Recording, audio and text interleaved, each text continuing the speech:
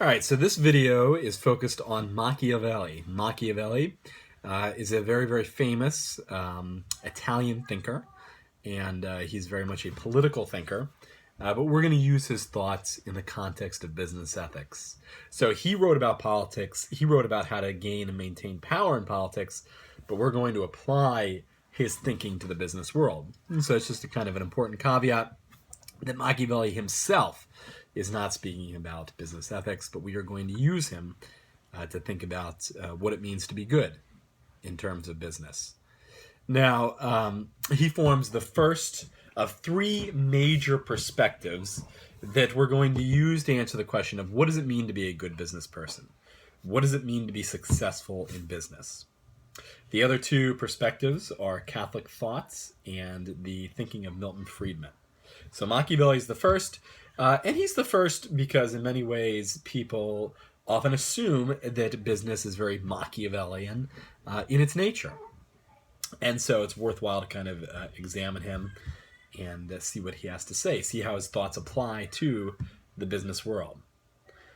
Okay, so when he talks about politics, and these are excerpts from his book, The Prince, and The Prince is really kind of a how-to guide to gain and maintain power. It essentially tells someone who wants political power, here's how you go and get it. Here's how you gain it and then maintain it. So the good prince is one who is able to gain and maintain power. So you might immediately think, well, what does that have to do with business? What does that mean to gain and maintain power in business? And one immediate reaction is that it would mean to gain more profits, to make more money. And it could also be to gain a larger control, larger share of the market. So the more market share you have, the more control you have, certainly the more power you would have. And that, for Machiavelli, would be a good thing. And that's what you're aiming at. So I think you can boil down his thinking, or at least we're going to focus in this class on three central concepts or principles that are part of The Prince. One is that appearances are more important than reality. Two, you have to know how to manipulate people's hopes and fears. Three, you have to do whatever it takes to hold and maintain power. So power is the fundamental value. In fact, power is the only real value. Everything else has to be seen as a means to power. And the other 2 points, the first 2 points relate to this, right? So if power is the fundamental value, if your goal is to get it and maintain it, then you have to know how to manipulate people's hopes and fears. You have to know how to play people. And you also have to know how to recognize that what appears is more important than what is real. Who you appear to be is more important than, quote unquote, who you really are. So part of the manipulation of hopes and fears in order to gain power is knowing how to appear certain ways to certain people. Okay. So in the reading that you got, there's a couple of passages that I'm going to focus on here. And they help us understand how these principles actually operate. So one is the principle of generosity. And so what does Machiavelli have to say about the principle of generosity? Well, he says generosity is not fundamentally good or bad in its own right. It's very important. It's not either good or bad. It's not like you should always be generous, and it's not like you should never be generous. You just have to know when to be generous. So like every other value except for power, it has to be seen as a means, and therefore appropriate in certain circumstances, and not appropriate in other circumstances. All right, so you got generosity. And what does he say about it? Well, he says, when you're seeking power, when you're attempting to gain power, then it is more important to appear generous. Why? Because people will like that. They will be attracted to it. But when you're actually in power, then you have to kind of pull back. You cannot be completely generous all the time, or at least consistently, because if you are, what that means is that you're going to run out of resources. As a political person, you cannot be generous all the time to everyone. And I think, there's certainly kind of interesting political ramifications for that in our own contemporary world. Do politicians often get elected on the basis of promising something to someone? If you elect me, I will give you this. very in this own election. We might say the idea of free college education.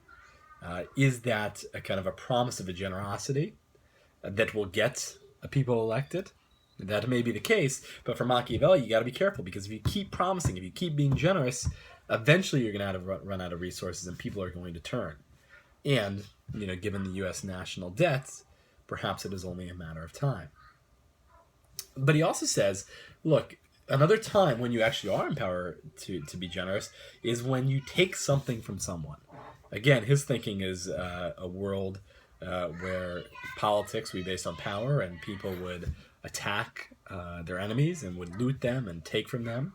And so in that case, for Machiavelli, he'd say, look, if you are a leader who has just gained a great score, who has just gotten a lot of treasure, then yeah, absolutely, you have an obligation to give back to your people, because if you don't, you'll be seen as completely selfish. You'll be seen as completely self-serving, and people will turn against you.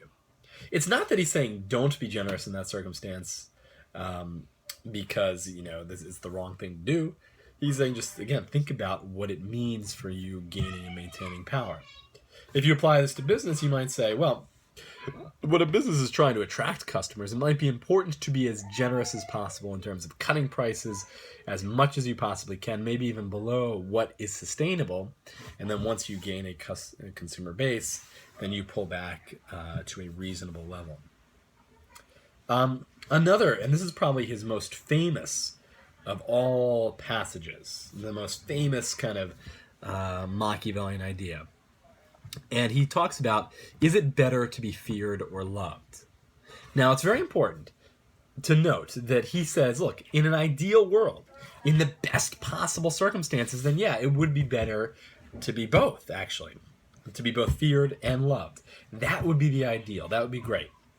But he says, look, the real world is not the ideal world. And in the real world, very often it is difficult and very often impossible to be both.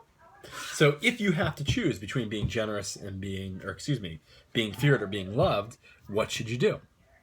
And his answer is that you should choose to be feared. He says that is the more important and effective political tool. Why does he say that? Well, he says that because essentially, if you are loved, then people will support you when things are going well, when you're successful. But as soon as things don't go well, then they're going to jump ship. They're not going to support you. They most likely will even betray you. When you're feared, people will not act against you because they fear the consequences.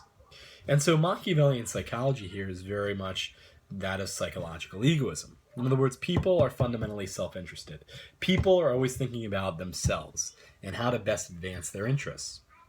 And because of that, you can more effectively utilize their self-interest if they fear you.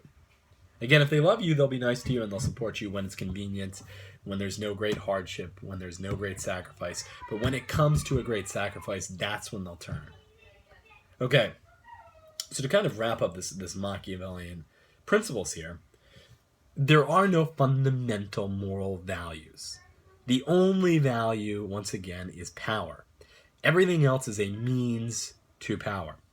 Now again, the consequences of that position are that it's not like you should always be bad in a traditional moral sense. It's not like you should always lie, cheat, steal, abuse, exploit, again, thinking in business terms. Nor should you always be generous or truthful or kind or compassionate or fair. You have to know, you have to understand your circumstances. You have to understand the context of your action, and then think about and understand what is the best possible behavior in this particular circumstance, and then act on that. So again, everything is a means to an end, and that end is power. And again, that means that a Machiavellian business person, if we put this in the context of business, could very often, perhaps maybe almost always, be fair and give the customer a great deal and all this kind of stuff, because if that is the behavior that leads to better business and more profit and more market share, then that's what you should do. But by the same token, if you could take out a competitor, perhaps by very dishonest means, and you didn't think you were going to get caught, then Machiavelli would say, yeah, go ahead. As long as that advances your self-interest, as long as that increases your profit and gains you more market share, and there's no kind of long-term negative effects for that, then that's what you should do. All right, so that's Machiavelli in a nutshell.